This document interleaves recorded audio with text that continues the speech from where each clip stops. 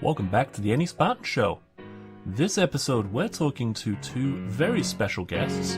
We have Margaret Schlacter and Rachelanne Gladden of OCR World Championships. We talk about some behind-the-scenes stuff, and we nail down exactly where it's going to be next year. Spoiler. No, we don't. Enjoy the show.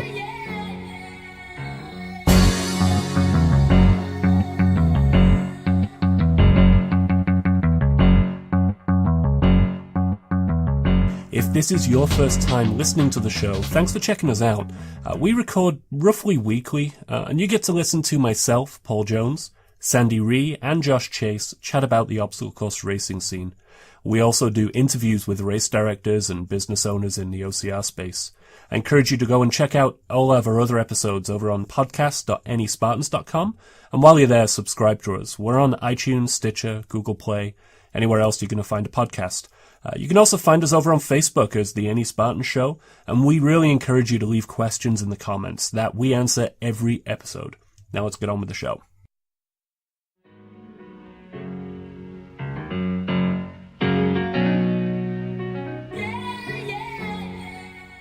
We have two very silly guests on this episode.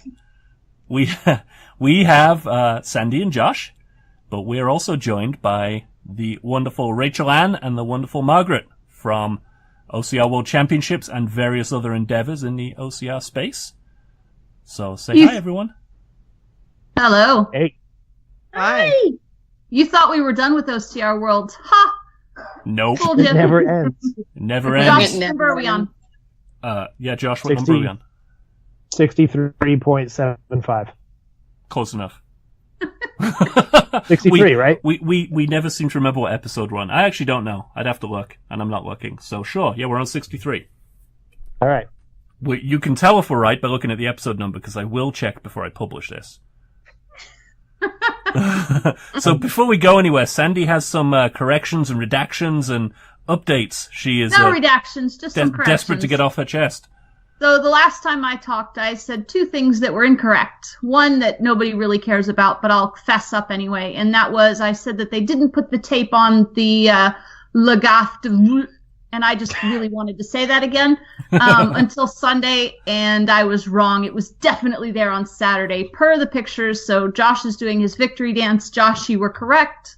Damn Noted right. down in history that Sandy admitted it right then and there. And second of all, I said that Mike Stefano was running World's Toughest Mudder with me, but I was wrong. He's actually crewing for a friend of his, Alex, and the two of them make up M. Stefano Running. They are not running under the Any Spartans moniker. They are running under M. Stefano Running. So I wanted to give a shout out to them for that. We'll still be next to him and buddying up, but I just wanted to give a shout out to his team correctly. And I will point out that we have, even though you guys don't see it, we have video going and Rachelanne keeps dancing. So if we all start laughing, you know why. Focus, Paul. Focus.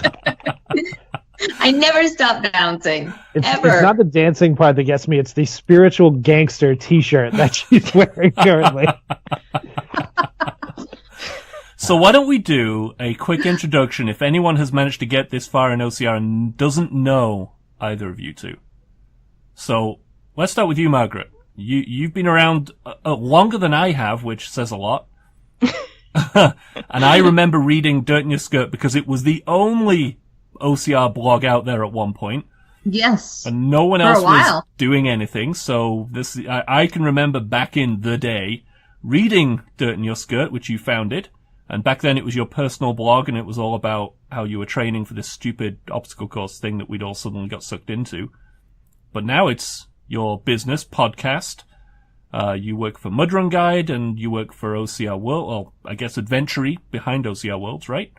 Yep, yeah. And Fuego y Agua Endurance, too. I do their social media for those crazy survival runs. And you've done a whole bunch of other stuff along the way, like about.com, Q&A stuff, and this is your full-time gig, and you were the first full-time OCR person in the sport.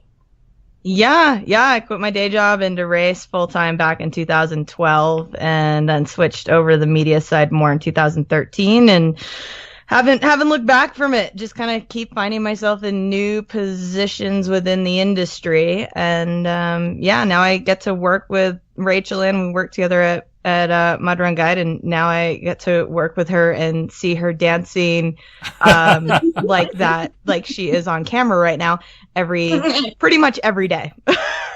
That's hilarious. Now, Margaret, do you still run ever? I haven't seen you out on a course in a while.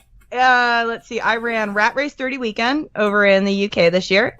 I did Nuclear over in the UK. I just did like a international trip. And I think that was the only 2 races I ran, actually. But I'd say Rat Race 30 weekend is more like a giant party that just happens to have an obstacle race at it. And you don't go for the race, even though it's got the world's longest monkey bars. Okay. And that's so how why you about don't go Polar for the Bear race. 2018? Are we going to see you at Polar Bear? I saw you in 2016 and you ran that one. Yeah, if I make a The family answer is yes. trip back to that side of the country, The answer is yes. I try to. I try to make it so that I honestly try to make it that if I do go to like a race on the East Coast, and that because I'm from the East Coast, is that I always try to couple some family time with it. As you should. Whether it's like being by Boston and going to see my godfather, or going to being in Vermont or somewhere in New England, and then popping over to my parents' house, which is near Albany, New York. That's awesome. Well, I hope we see you there. And if not, we get it, but we'll keep our fingers crossed anyway. Yeah, it's a fun one. That's what Paul and that was one of the first races I ever did in like what I guess would be like the journeyman division of a race. It's the Sandy Ree division, actually. Wasn't it like knee-deep snow, and it took us nearly 5 hours to do a single 10K lap? 4 hours. Yeah. It was, Oh, that one was awful. And we laughed the whole way, though, We Paul. did. Especially when I fell off the gut check. We solved every problem in the obstacle course racing industry in those 5 hours. One day we'll tell people, too. Rachelanne. Well, yes, sir. I first met you at some silly little conference in 2013 down in Georgia. Yes, where Margaret was at as well. And that's where the hot dog paninis were born, which is no one else gets but you and I. I knew it had to do with hot dogs. How on earth did you end up at OCR Worlds? I really have a hard time taking anything seriously. I know. How on earth did you end up at OCR Worlds and Mud Run Guide? Wrong place, wrong time? I had Margaret and I were 2 of those people who we meet and were pretty much best friends from day one, and she couldn't shake me as hard as she tried. That happens to you a lot. She knew I was doing some writing. What's that? That happens to you a lot. It does. It really does. People get stuck with me. I was doing some writing, and she took on some of my pieces there. At that time, I had met Adrian right before the first World Championships, and he had some little bits and bobs that needed to be taken care of, and asked if I could do some admin here and there, and I said absolutely. Between doing some stuff over at Mud Run Guide and the never-ending increasing amount of work that Adrian started bringing on, it was, oh, well, how about this? Can you pick up this? Can you pick up this? One day I just had to give him a call and say, I'm going to have to quit my day job. I don't think I can do any more nursing work. It's starting. Yep. I'd be with a patient and he'd be calling. He was like, oh, I really got to take this call. And I realized where my priorities lay at that point, and it was to buckle down. So he made it available to me to work for him full time, and it just grew and grew from there. And next thing you know, now you're in charge of all the questions. Yeah, full time becomes about 75 hours a week. Yeah. Yeah. Who'd have thought nursing would be a better alternative to work? Or at least an easier one, right? Right. Definitely not better, but definitely easier. So let's. At least your patients, when you're nursing, don't shoot you messages on Facebook asking what's wrong with them. So let's do that one question that everybody wants to know: is where's OCR World Championship going to be next year? 4, Open 8, Cape Nicaragua. 15, 16, 23, 42, Antarctica, Iceland. Never Land. Neverland. Let's go there. Earth. Neverland. I like The that. OCR World Championships will be on Earth Good. next Earth year. I cannot confirmed. guarantee that's true. I cannot promise you that's the fact. Yeah. No, I vote for Neverland because that way I can fly through the rigs. Yep. Yeah, Pixie yeah. dust. Sandy's on to I'd be something here. perfect with that. Yeah. Mhm. Perfect. No, Monday, 10 a.m. Eastern time. All will be revealed if this is out before It will be. Monday, whatever the date is on Monday, because I don't have a calendar in front of me. So what if I tell you Sick. this won't be out before Monday at 10 a.m. and you can just tell us? You have to wait till Monday at 10 a.m. Damn It means it, I you're going to tried. have to support me the way that I like to be taken care of, and I don't think you want to do that. No, I don't think we do. And are we going to hear locations of both Worlds and what will become of the United States Championships on Monday morning? No, they've got to go Yes. through all this again. Yes. You are. Yeah. You're doing them both Yeah. at once. Both of them? Yeah, You're because missing a trick. they posted teaser pictures on both sites today. So See, you could have just dragged this out like twice as long. shut up, Paul Jones. Nah. Nah, I think, honestly, I think Rachelanne would get even more emails than she already gets on a daily basis, which, for those people who don't know, Rachelanne gets like probably between, on a slow day, 100 emails, and on a big day, like 300 or 400 emails. Ugh. That I she believe A it. lot of email. answers all of them. Yep, that's a lot of email. And they're all, where is it going to be next year? Or where's If my that were medal and only where's my true. t-shirt and why didn't you make jackets in extra small? Oh, large. I'd actually like to know that. Me too. Not me. That Yeah. might fit on my thigh. So you're not making more jackets in triple extra smalls? We actually are not making any more jackets at all. So unfortunately for all the people who were wanting a jacket, we are not able to do another run of them. And I may not live after this podcast goes out after having said that. I don't know that that's really the breaking news that we wanted on this podcast. Look, we're getting what we get.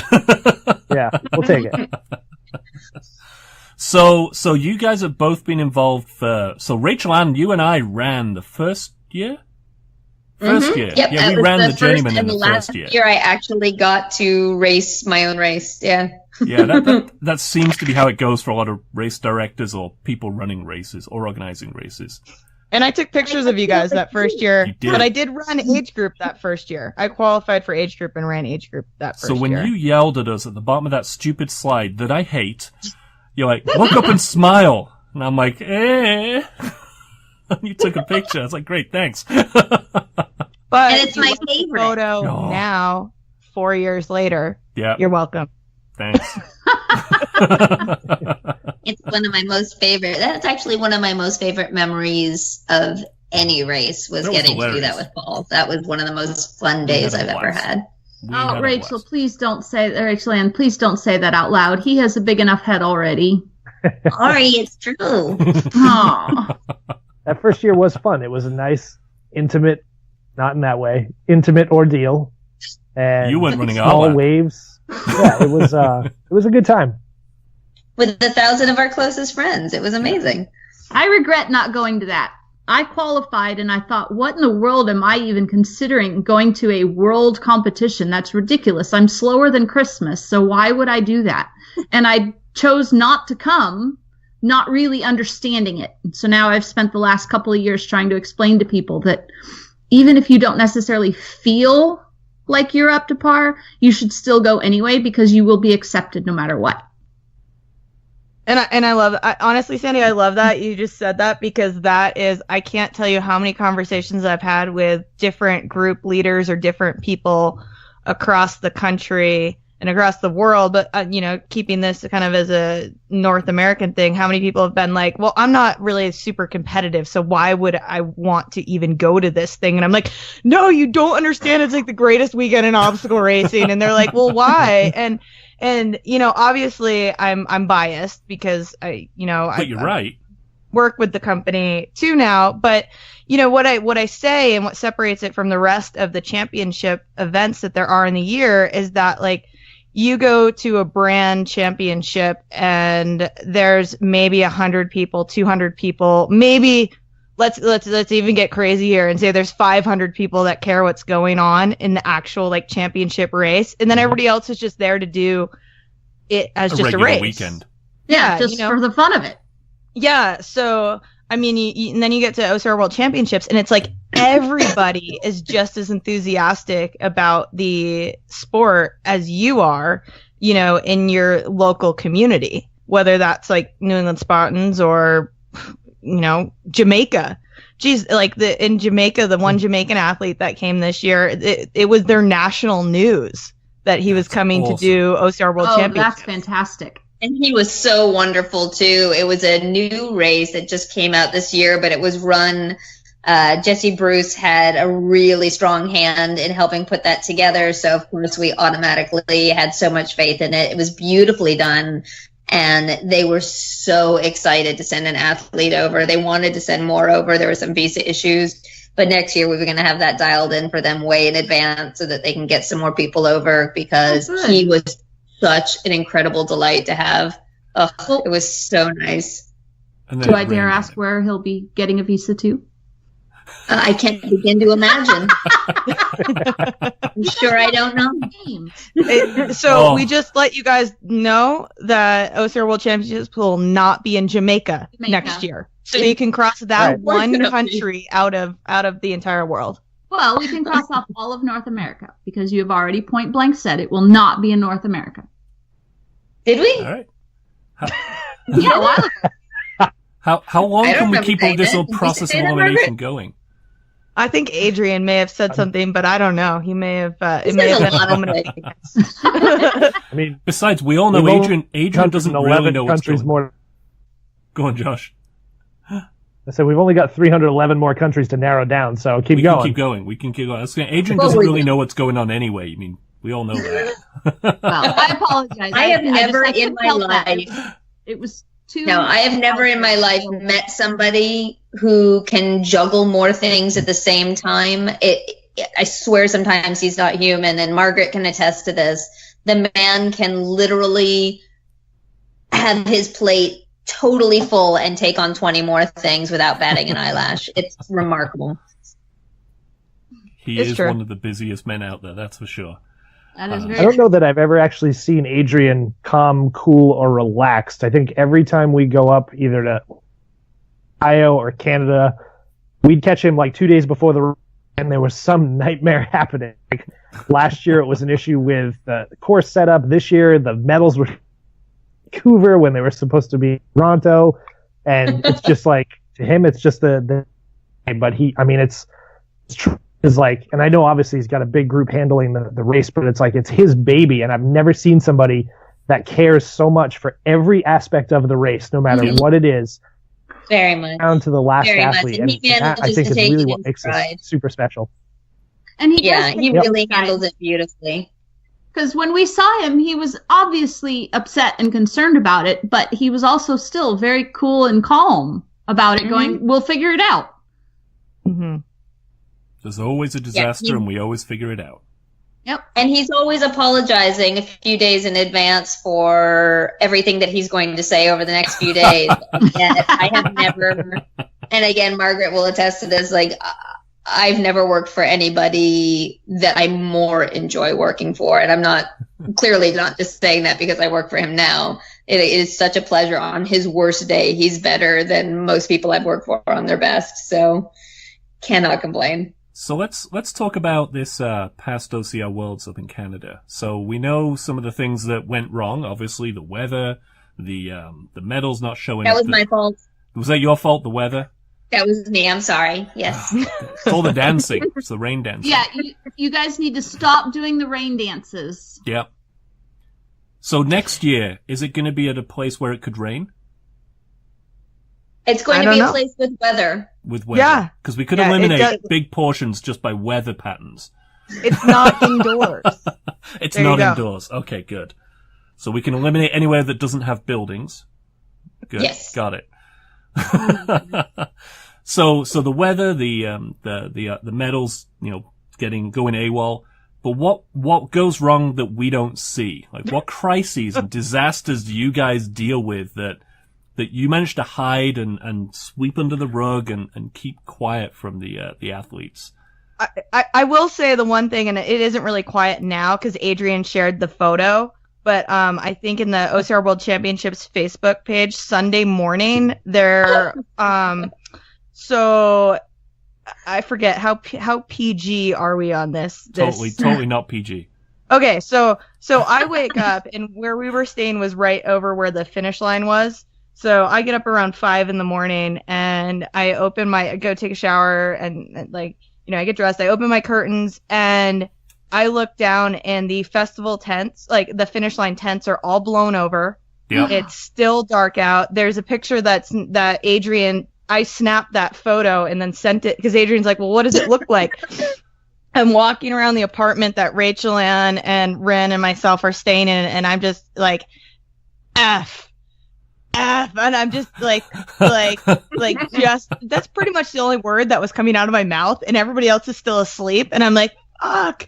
And Ren's like, what are you talking about? I'm like, look outside. And it looked like the apocalypse down there. I mean, I can tell you it wasn't even 6 a.m. yet. And myself and a bunch of members from the rest of the team and from 365 and just the whole crew, we were down there like picking garbage up that had like blown over at night, like off the ground, and it had rained too. So it was all like wet, like cups and stuff like that. It wasn't terrible, like when we actually got down and did it all, like cleaned it up, but that's why there was no finish line arch that last day. That's why there were no tents all of a sudden, because they blew over. They literally, one of them blew, and all the vendor tents pretty much blew over too. So they were like moving around the middle of the village when I woke up.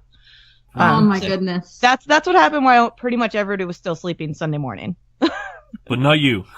Oh. No, because we were getting up to, we had a 6 a.m. call time. And I think that's the other thing most people don't realize. We had like call times every day at like 6 a.m. So the race might not start till 9, but we're there. You guys are up and moving. Yeah. Wow. What about you, Rachelanne? What went wrong that you hid? Because you managed the entire Nothing. Everything was registrations. perfect. Everything was Smooth. completely perfect from the beginning to the end. It's really hard to say anything went wrong. Some things didn't necessarily go to plan because there's always going to be surprises. There's always going to be monkey wrenches. There's always going to be things that get thrown in. We have registration open till 9 o'clock, but I'm there from 5 or 6 to 9 p.m. It's a really, really long day. Yeah. Uh-huh. And when you have athletes showing up at 9:15 and running in and saying, "Can I get my stuff?"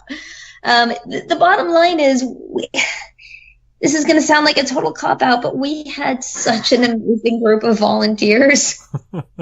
All the things that could have gone wrong, all the things that I could be banging my head against the wall about, they just didn't happen because we had the most insanely passionate group of volunteers. We had people who were there with me from the minute I arrived to the minute we shut it down, and they never batted an eyelash about it. I think they wanted to eat at a certain point, which was fair enough, I think.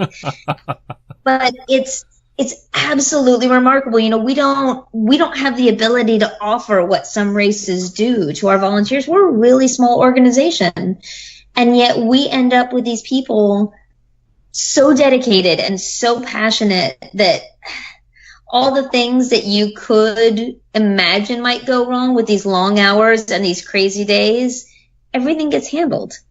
Yeah. It just, at the end of the day, it gets handled. And if I can't sit there and nitpick and say, oh, this little thing, that little thing. Yes, there are some things I would change, but that's just growing, right? Those are just growing pains. Nothing really horribly went wrong that people didn't know about. Yes, we mysteriously seem to run out of finisher shirts. We have no idea how that happened. I think that there's a box that went missing. That's the only thing we can come across that might have happened. Yes, some of the medals came in broken, so we ran out of team medals, as we did not overly anticipate how many would break in shipping. The company that made the medals for us is making right on this, which is incredible. We're getting the list of the people that I have that were taken at the finish line, and they're going to make right on every single one of those, which is phenomenal. Yeah, there's nothing that went wrong that we can't fix. This may help to get the word out, but my understanding is that if you had teams that came across and did not get their medals, their numbers were recorded, so you know who they are. They don't need to email you or do anything like that unless one team member is willing to receive all 3 medals and then distribute them. Is that correct? Yes and no. At this point, I have done all the admin that I'm going to on this. We're now nearly 3 weeks past the race day. So if I've not heard from somebody at this point, it's pretty much done and dusted. We've got the list together. We're getting it out. I want to get these people their medals as quickly as possible. They've been patient and they've waited long enough. So we want to move on this as fast as we can. Perfect. That's awesome. Yeah. So I wanted to ask a question about the endurance race, the Enduro 24 down in Australia. We had a couple of people ask about qualifying for that or details for that, because now my understanding is that was an established race that Adrian basically approached them and said, hey, let's make this part of the world, I guess, OCR Championship banner race as a signature race. And I don't know if he's taken it over or if it's a branding thing or how, but how does that play into, you've got world champs, US and North America champs, and then endurance champs? How's that work? Yep, we have the 24-hour enduro now. It's a part of a crown event. So eventually we will be doing something very, very special if you do under the umbrella. Yeah. And so we're putting some really nice things together with that. Right now, the qualifying criteria is up on the website for the enduro. The criteria for the North American Championships and for World Championships are not accurate yet. Those have not been futzed with as much as we're going to, but the qualifications for the enduro are pretty accurate as of right now. We're going to keep adding a few more endurance races on there.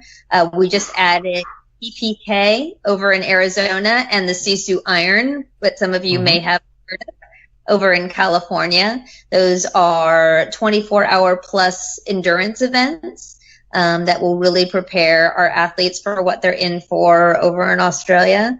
And for both of those, the top 3 men and women will qualify for pro. And then we have the team event that we're doing over there as well. That's going to be really unique, unlike anything that we've done before. So Adrian went over there. He loved what True Grit were doing, and he wanted to put something together. And so we, in conjunction with True Grit, they're a phenomenal team over there, have put this together. And it's still morphing. We're still trying to do bigger and better things with it. We want it to be something people will really be glad they got in on for year 1. Like everything else, right? Just like everything else. Come in year 1. I have not looked at the qualifying races, but is there anything up in the Northeast? Yeah. There's a race you might know called Bone Frog Challenge. Heard of them. Yeah, heard of them. There's also one called Shale Hill Obstacle Race Series. Heard of that one too. Josh hasn't. I've heard of them. I've just chosen to Josh has avoid never them been at there. all costs. What? Yeah, Josh, right. Yeah. Are you serious? Yeah. Well, that streak ends in February, so I'll be there for the coldest. Whoa! A cold race? ever. Josh, I didn't think you did winter. Well, I mean, it's a He year doesn't. of coming out of my cocoon, so I mean, I jumped off a platform into water this year, so I got to turn it up next year. Winter race. No, there's also a handful of other races in New England too that are, obviously. And Sandy, 50 miles. Do 50 miles, not this weekend, but next weekend or whenever this comes out. And you will qualify. And you'll qualify. Yeah, I'm not sure that I'm going to go to Australia for a 24-hour enduro. If I'm going to Australia, it's going to be to eat and visit. Do both. I think that is as someone who has been to Australia before, and like I look at the 24-hour enduro as an event that if you do like obstacle racing, you do like doing a 24-hour event, and you've always wanted to go to Australia, what better reason than planning like a week-long plus holiday with a 24-hour obstacle race? Sandy, In the middle of their winter. Sandy, you've done every year at Polar Bear Challenge. Yes. You're going to World's Toughest Mudder. Yes. You've done every year of Shale Hills 24 hours. No. Almost every year. Correct. All but one. You've done 30 days of Shale 30 Hill. days at Shale Hill, and you're sitting here and saying that you don't want to go for a 24-hour race at endurance. 24-hour endurance. And that's only like early. It's really not even winter yet. It's like the beginning of, it's like, you'd be like racing in November. Remember how you Yeah. felt Right, about I'm taking year applications for whoever wants to sponsor me and pay for it. one? The Any Spartan Show will sponsor you. We can pay you in MeUndies. Yeah. I would do that. So Hey, apparently those- I'm the only one who doesn't really, I haven't experienced these, but apparently I'm the one who is missing out. And I don't wear them. if you choose to spend more time on it, great. If not, then there's the MeUndies plug for the show. There you I'll go. be over in 7 minutes with a pair of MeUndies for you, Sandy. I That's don't actually literally how own any far it is either. from I had to feel Margaret's. And there's were the clean. bombshell. They were clean. I only thought was on her or not on her. Of course. Confirm nor deny that. What so as we're seeing Adrian and team expand out into different championships and now with enduro, what do you think is kind of next on his wish list in terms of either races he would like to put under the umbrella or individual events at the races? So like at Worlds, obviously we've expanded now to 4 different races over the course of the weekend.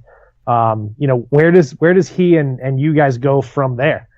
I think if Adrian adds another race during the OCR World Championships weekend, Rachelanne and I are going to revolt. I think that was So I you never know with Adrian, honestly, and I think Rachelanne can say this as well. Adrian sometimes gets crazy ideas over a weekend, and you get onto Slack on Monday morning, and all of a sudden you see he's like, "Oh, guys, we're gonna do this," and then you're like, oh, "Okay, I guess, okay." Our Yeah. Slack channel kind of looks like it ends the night on Friday with me saying, Adrian, please don't do this, and then starts the day on Monday with Adrian said, so I just did this.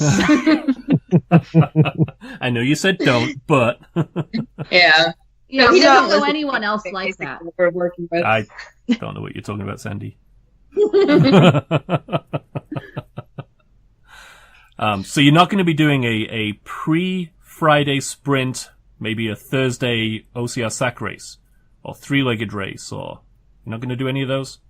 Oh, please don't tell Adrian this. Yeah, Please don't give say that. Adrian ideas. We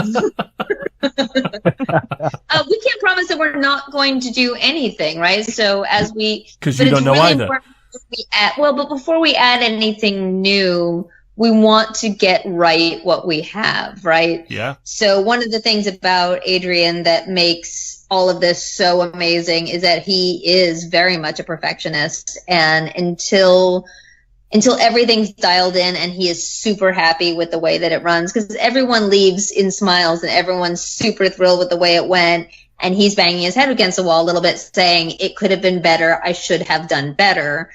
So until we get to the point where he feels that he's done the absolute best that he can, he's not necessarily keen on making massive additions until he's super happy with the way things are now. Now, I cannot promise that's going to be the case with things being added on as well outside, but we will just have to wait and see.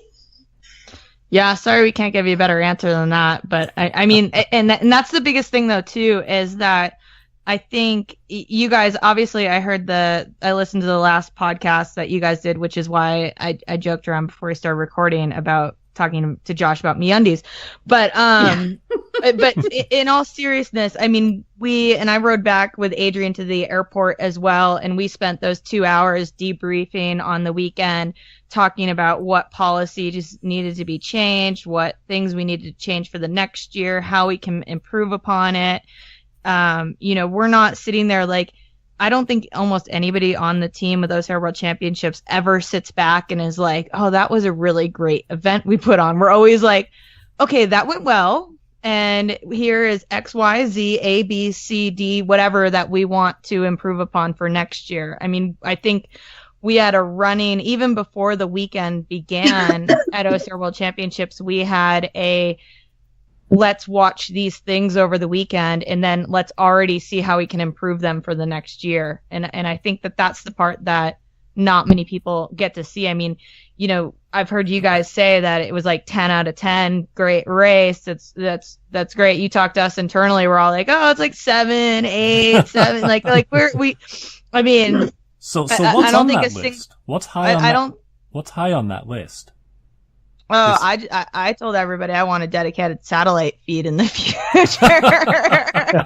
That is says the media coordinator. says the media director. So I mean, there's things like, and I'll say things like that. Like we had, like things just come up, and like I on our side on Saturday, like last year, we had absolutely no connection issues all weekend long. Like it was great, fantastic. This year, with the extra people, and now everybody is their own like Facebook Live reporter basically, which is great and terrible when you're trying to actually do the media of a race, and both your like cell phone is not even using data correctly, and every Wi-Fi connection, even the secret Wi-Fi connections in the town, are no longer working.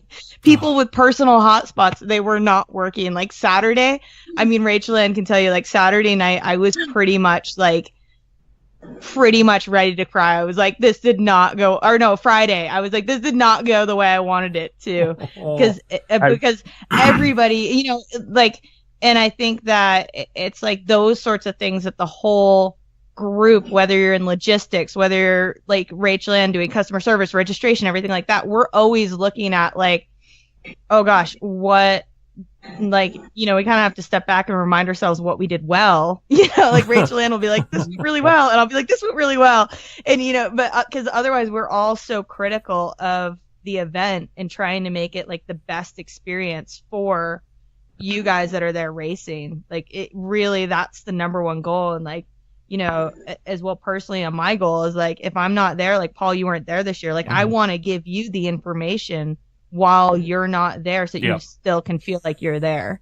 Yeah. I'll tell you, Margaret, the idea of the hour-long live show every single night was a perfect way to keep not only the people that weren't at the race involved, but the people who were there as well. So every night at the Spaten Chalet, there were 20 of us gathered around an iPad watching the show, and we were in the festival area, and we saw you filming it, and I still wanted to just watch what was happening there. And I had to chuckle in Texas when we ran into you, and I was like, how are you getting any service out in this ridiculous ranch that Adrian has picked for a location? And she's like, well, every time I take like 10 pictures, I have to run to some corner of the ranch and find the one spot with internet access in order to post pictures. And he's got a knack for picking the most remote, non-technologically advanced area, and I'm sure that drives Margaret absolutely nuts. She loves that. Yeah, it's an interesting addition. I mean, I did some little Garmin stats like when I got home, and I averaged over 10 miles a day for like a week and a half. And I was like, I did over 100 miles in a week. Wow. And I got a pat on the back from Rachelanne and a salad put in my face at 11 o'clock at night to eat when I hadn't had a meal all day because we've just been running around doing coverage. But I mean, the whole team is like, and that's something that I really like about the OCR World Championships team behind the scenes, is that everybody kind of looks out for each other. I know this sounds like a kumbaya moment, but it really, and I mean, I think it stems from Adrian, and it stems from him, having a day job where he works in human resources, and he's always trying to make sure that all the people are kind of doing whatever. But we really, I mean, constantly bringing each other food, making sure that people are hydrated, making sure that you have the tools you need, you have the people you need. And I think that that's something that is really pretty unique in the fact you've got a build crew of like 10 different races, basically, that are all That is pretty cool. working together. And then on the media side too, like I think we had 7 different media outlets this year, all working on that main OCR World Championships feed this year. And I don't know of any other event or anything that brings together members of this industry, the media side at least. I think the answer there is none of them. Yeah, agreed. Agreed. And I have the enviable or non-enviable job that my basic job description is take care of the athletes, make them happy. Yeah. You know, at the end of the day, make sure they want to come back by hook or by crook. And sometimes that can feel overwhelming, but at the end of the day, my job is to make people glad they were there. That's kind of the best job in the world. At the end of the day, as hard as it may be, or as challenging as it may be, it's like, I would not trade it for anything. Margaret is so good at what she does and is given the position to have incredible creative freedom because it's known that no one's going to do it better. You know, our sponsorship director, our creative director, it's like every single person who has a job within the company is absolutely top notch at what they do. And Adrienne says, don't fuck it up. You do an amazing job. Go. And gives everyone so much freedom to do what they need to do to get the job done. How many people can say that they are zero micromanaged? I mean, absolutely never. He will only step in when it is 100% necessary. Otherwise, he's busy doing a million other things. There is so much trust and there is so much shared responsibility on the team. You're given that kind of freedom. You want to make everyone proud, right? You don't want to mess it up. You don't want to be the one person who screws it all up for everyone. So it's, as a business model goes, that part of it is about as good as it gets.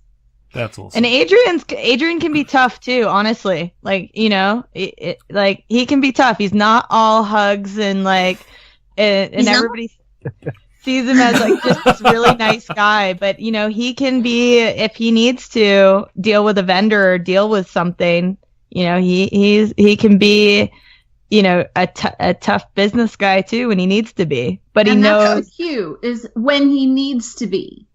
Yeah. He doesn't come off and do that right away. That happens when something needs it, not as the matter of fact, which makes it so much more pleasant for everyone to work. Yeah. And he's so nice to deal with. People underestimate him a lot, but he's incredibly smart and incredibly shrewd. But he just doesn't pull that out of his pocket until he is backed up to a position where he has to. Otherwise, he would just rather let things, you know, what do they say? It's easier to catch bees with honey than vinegar. Is that the saying? Yep. And that's how he runs everything. Let's do everything pleasant and know that if I have to, I will step up to the plate. And it's pretty amazing. I've learned insane amounts just in the last 4 years. That's very cool. And I want to go back to something that Margaret said earlier and just give kudos, because you said that you guys kind of have a list of things to keep an eye on, and you're constantly talking and keeping a list of this is going well, this could be improved on, and that sort of thing. So that everything after the fact, you're not like, now what was it that we were thinking about and all of this? And it shows, because from year to year, we as athletes and we as people who come to appreciate the events and attend, we see those differences and we can tell that so much thought goes into it. And it's not just, oh, we're putting on an event and, you know, well, we'll work on this one thing. So kudos to you guys, because it's very obvious that that is happening. Yeah. That's and awesome. we do listen to you guys. Oh, we know. I mean, right after I listened to you guys on the last episode, took the constructive criticism you guys gave as well, and you know, Rachelanne and I both listened to the episode and sort of took cliff notes, and you know, then we kind of relay it back to the team, and And and Rachelanne, every time somebody says they liked or disliked something in the race in that athlete group, she makes little notes, and we bring that to weekly meetings we have. Yep, and there you get to dissect it between, is somebody just got sour grapes, or is this something valid? Because really and truly, anybody can complain about anything. Exactly. And honestly, like, it's really, we can all say how wonderful it is to be told what a great job you did, but it's when the people step up and give genuine constructive criticism, when they send an email that's well thought out and they say, hey, had an amazing time, but these things did stick out for me as a concern. If I see that more than once or twice, hell, even if I see it once and it makes some sense, that's duly noted. I mean, athletes first is not just a hashtag. It's what we live by, because if we're all just standing around patting ourselves on the back saying what a great job we did, that's not a race that can sustain itself. We have to give people what they want to keep coming back for. And if we're hearing feedback from our athletes, that's what we go on. That is so incredibly important. We have to hear that. We have to understand how valid that is. And we have to keep giving people what they want, because at the end of the day, it's the athletes that matter the most. Without them, we just have a really bitchin' course and a bunch of people standing around saying how awesome it is. That doesn't do us any good. Now, in terms of your work ethics, does Adrian give you guys time off now that your big event's over? And then when do you go on to the next thing, or when did you start? Most likely, I'm assuming Monday after the race. I think that I don't, Rachel, and you actually went off grid for like 3 days. I did. I took 3 days off with my partner, and we went and hid out in a yurt in the woods without any power or running water. Yeah, it was exactly what the doctor ordered. I'm waiting until we get through World's Toughest Mudder coming up in just about a week and change here. Well, are you going to be there? Yeah. Oh, next week this time I will have been there a couple hours. I get on the road next Thursday morning. It's about a 6-hour drive from here in Utah down there. So okay, we don't get in until about 10 p.m.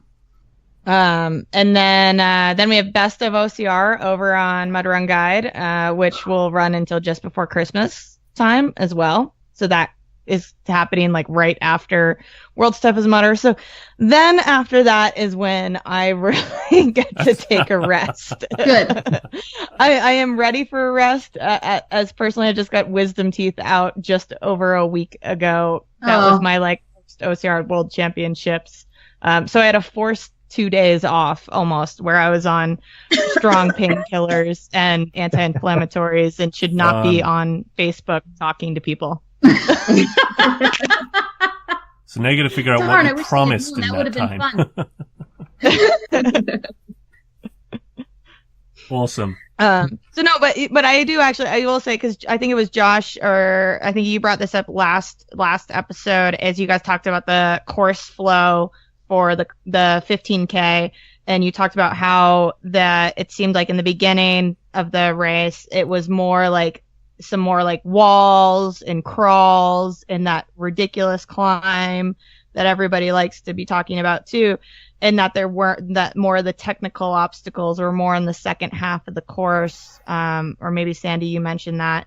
And that was something that was really, this isn't something that Rachelanne and I deal with, but we sit on the calls where we hear about this, and there's a lot of thought put into throughput, because it's not having backups anywhere. So when you guys even mentioned there were backups places, it's like, like that's something that the whole team at OCR World Championships really takes all of that into consideration, because like Adrian's goal, and he talks with the whole build crew, the ops team, like the course designers, it's like, we do not want backups. Like, there might be some in a retry lane, and there's not really, like that's going to happen. I know some other people have suggested, different people have gone, have their own ideas of how that should go. But, for the most part, if you got to an obstacle all day long, there should have been pretty much no backup for you in the first lane. And if there was, it might have been one person or two people, hopefully.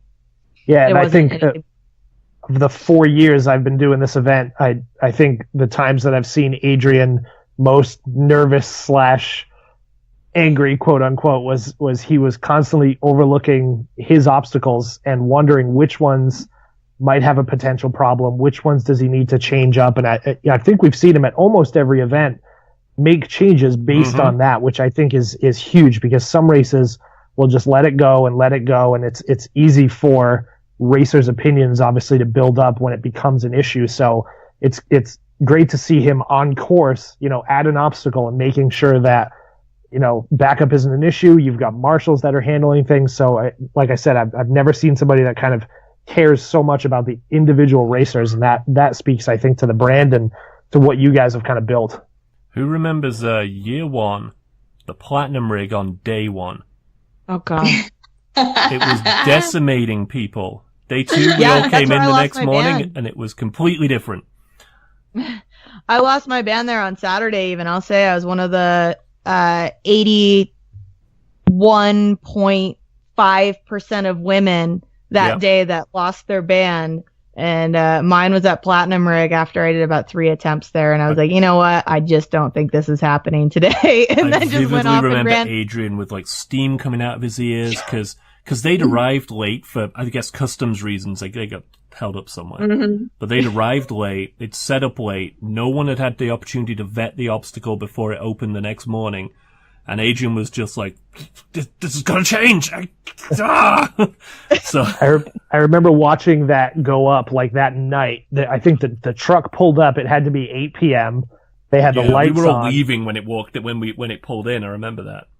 They're building this thing. I think we were hiking up to like the cabin up top, and Adrian drove by us, and I'm like, they're already setting up that rig to be way too difficult. You need to go change that. So yeah, that was that rig the first year was quite an adventure. And then Skull Valley in year 2 with everybody huddling around in those potato capes. The potato jackets. Yeah. So it was always a good adventure. So what before we close up, share a couple good news stories that you guys have from the weekend that maybe we didn't get a chance to see. What was kind of your one moment that you look back on and say, this kind of makes it all worthwhile?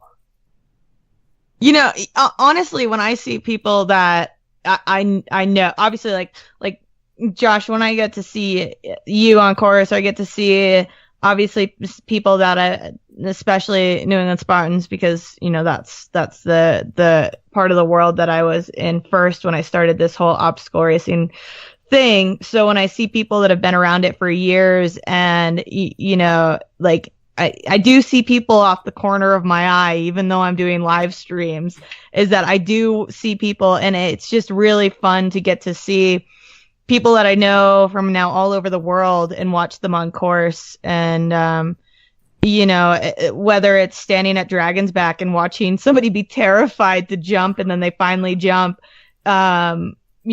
or just getting up over that last wall and crossing the finish line. And there's so many moments. It's like, there is no possible way to capture every moment at that weekend, because every racer, I think, has like a defining moment of their season on that course or during the weekend off course at, I don't know, some social thing. But so there's just so many but it is great to get to see people that I do know, and even if I only see them once or twice a year. So I do like getting to see you guys all on course. And Sandy, I think I give you hugs every time I see you, even if I'm running like next thing to the next thing. And I always know to keep it brief. Yeah, and I feel terrible. I feel so terrible about that. Like, but you shouldn't. There's no reason for you to feel terrible about it. That's your job. And the fact that you're able to give me a second and a half, that's plenty. I'm happy for that. So that's the most Sandy thing I've ever heard. Same question to you, Rachelanne. For me, and this isn't any surprise to anyone who knows me, it's all about the kids, right? So I'm kind of obsessed with these kids and their parents. Their parents are so supportive and so passionate about the sport that their kids have become addicted to, and I'm watching these 13 to 17-year-olds just smash these courses. But it's really, really hard for them to get qualified, right? So they have to work so hard because their options are more limited. There's less of them. So the 50% rule is very challenging, and we are pretty tough on that, even with the kids. And they are phenomenal. And when these parents come up to me and they say, I want you to meet my son, I want you to meet my daughter, I want you to meet my multiple kids, I want you to meet the kids that I work with on camp, I want you to meet, and these people will bring, we have the group that comes in from the school that I did the article on Mud Run Guide about, where they have a little obstacle course racing team that she put together. Phenomenal, all out of her own money, out of her own funds.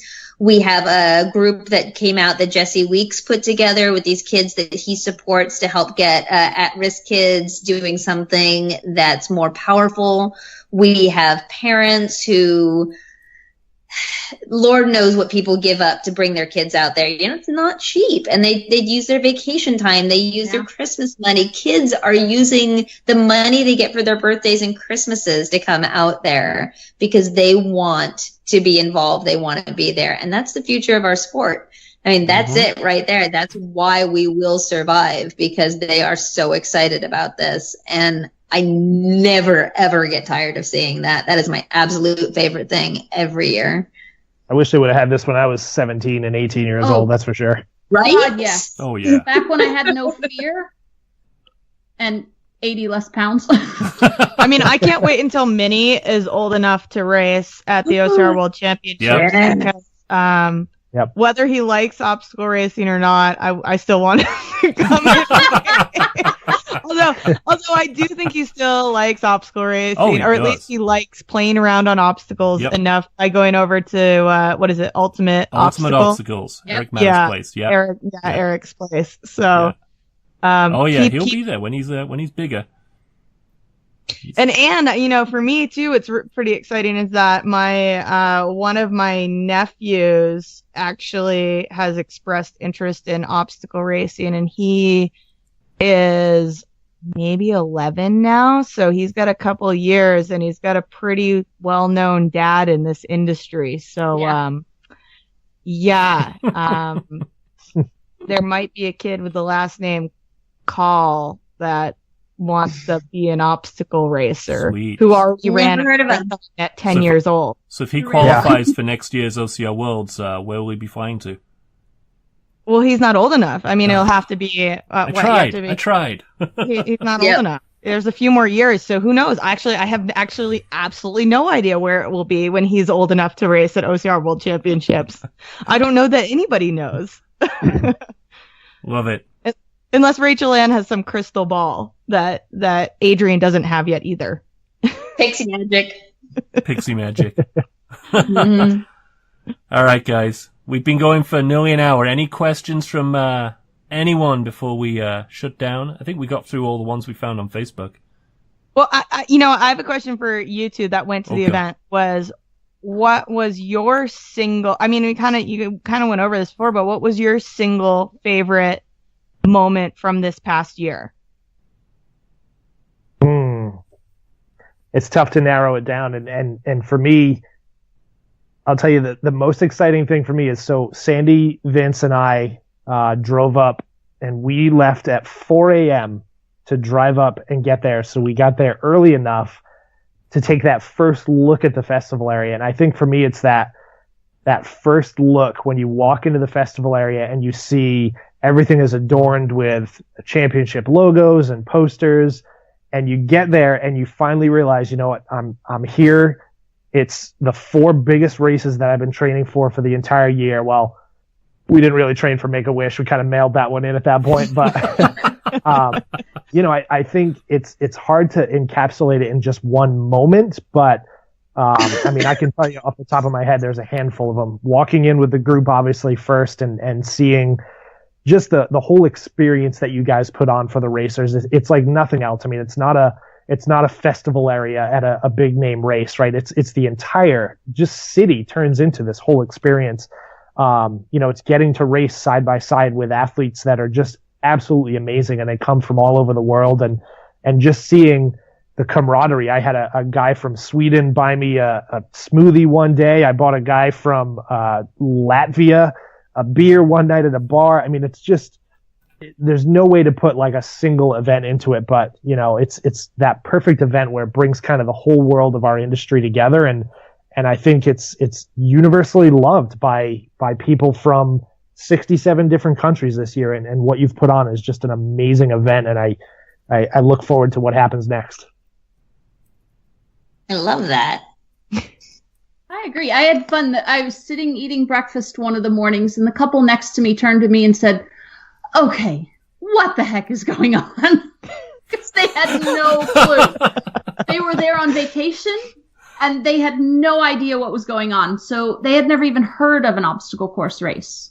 They had no idea what it was, nothing. So here I am sitting at breakfast trying to explain to them that this is basically the Olympics of our sport, and that, it was pretty cool to watch. So they were spectating. I'm not sure they ever filled out a waiver, but they were definitely walking around, looking around, trying to figure out what the heck was going on. It is very cool to see people you haven't seen practically all year, people you only know through Facebook or only know online, and get to see them in person and do things. And it's also very cool to do things you weren't sure you could do.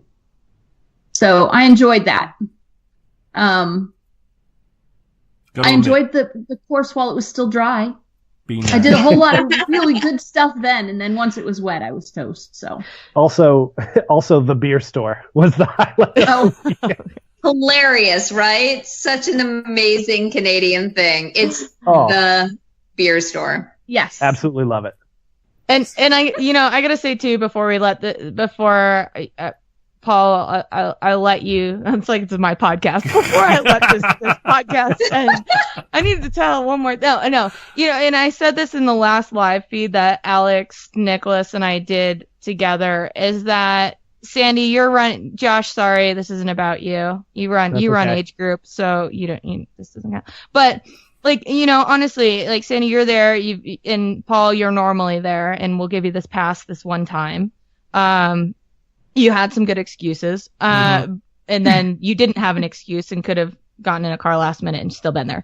But but no, you guys that run Journeymen and Journeywomen, the Journeymen and Journeywomen, I have I can't even put into words how much respect I have for you all, because you all really are, everybody that's at the race are enthusiasts. Within this industry, you have to be to want to go to the OCR World Championships. But the Journeymen and Journeywomen, you guys are there. I mean, it's like you guys are like pounding, like lack of a better term, you guys are like pounding the pavement. You are like the cheerleaders for this industry in so many ways. And I'm really excited for Monday Monday at 10 a.m. Eastern time, when you get to learn about the 2018 events that will possibly be happening. Although some people think that OCR World Championships isn't going to happen next year because the logo was different on the thing. You mean that wasn't subliminal secret? Yeah, I don't know. I mean, at least I was told that I need to make a press release for OCR World Championships for Monday, so I would imagine it's still happening. But I mean, seriously, like the Journeymen, Journeywomen, you guys are backbones of this industry, and are not an afterthought. And we definitely do think about you all, and have had long discussions. I think we've had more Journeymen, Journeywomen discussions about how where to put that all in together. To fix, because there are so many things that go into it, and your hands are tied in a lot of ways. And I don't mean to burst your bubble, but I actually ran age group this year. Oh, I thought you were in Journeyman, Journeywomen still again this year. No, I chose to. I've qualified every year, but I've run as Journeyman, except for this year. So I'm the asshole. Sorry. No, God no. But no, I mean, I just think that's that's a division that a lot of people kind of think that maybe that if they race that, they're in the afterthought, and definitely that's not the case. And I know Rachelanne can say that as well. that. It's that very, very much so. About the people who need the most time are starting last when it's going to get dark and it's going to shut down. But it's something we're working on. How else we do you take do that? it very, very seriously. We know that it's an issue. Obviously, everyone knows why we do it. Yeah. To avoid bottlenecks. However, we have been brainstorming heavily on ways of making that work. We're going to be kind of beta testing it, and we may have come up with a good answer for it. But the important thing is we're hearing it over and over again. We're taking it very seriously, and it is being attended to without question. That's fantastic. Stand by, 10 a.m. Eastern time. Yeah, I have a meeting at work that I'm going to have to seriously reschedule and block out time to go grab a conference room somewhere, because if I miss the announcement, I don't know if I can live with myself. What if there's a code for Josh? What if there's a code for 100 signups? Like 2 years ago? I'm bummed that I missed the 10. We've done it every year. Yeah, we've done it the last 2 years. Well, not every year, obviously not the first year, but we've done it the last 2 years. Yeah. I'm bummed that I missed the 10 lucky Adrian's people post who last night. got to... Sorry, Josh, go ahead. No, I'm bummed that I missed Adrian's post last night where he was giving like free entry to like all of the races in 2018 to help out this poor girl who's suffering from cancer. And I donated anyway after the fact, but I was like, man, that would have been a nice bonus for registering. Margaret's laughing at my face right now, and she knows exactly why I'm making the face. This goes back to that story we told where Friday, all of a sudden, Adrian says, I'm doing something, and this was not a Friday, and then the next day, Rachelanne is making codes up because Adrian has decided that there's a new charity thing that we're working on. Surprise! Yes, I believe that the night ended with me saying I'm not making any codes, and then the day began with I'm gonna need some codes. Yeah. 800 codes, get on it, please. No, I think it was only 10. Oh, 10. Okay. All right. So. Well, I think that's a good place for us to end. We shall hold our breath until Monday, 10 a.m. Eastern. Ladies, thank you so much for joining us. Yeah, absolutely. Thank you very much. Guys, do we promise that this is our last OCR Worlds for 2017 podcast? Or are we they're about to make a major announcement on Monday morning. Let's not How is this possibly anything. going to be our last one? Let's not promise a damn thing. You know what? The next, actually, it'll probably be 2 podcasts from now. We'll be asking Sandy how many times she peed in her wetsuit. Oh, that's true. Yeah, that's true. We will note that one. Thank you, guys. Thanks, everyone, for your time. Thanks for listening. And we'll. Thank you. We love you. As always, guys, thanks so much for checking out the show. We'd love to hear what you think, so give us some feedback. Submit a question, share a story from one of your recent races or events. I think the show gets better and better with your participation, and it's not just Paul, Sandy, and myself talking. So to reach out, ask questions, suggest a topic, whatever it may be, follow along on Facebook. We've got a dedicated Any Spottins show page, or you can join the community at Any Spottins on Facebook as well. Twitter's your thing. Shoot us a tweet at Any Spottins. And if you want to find our full library of episodes, I'd recommend either iTunes or Stitcher. So again, for Paul, Sandy, myself, thanks so much for listening, and until next time.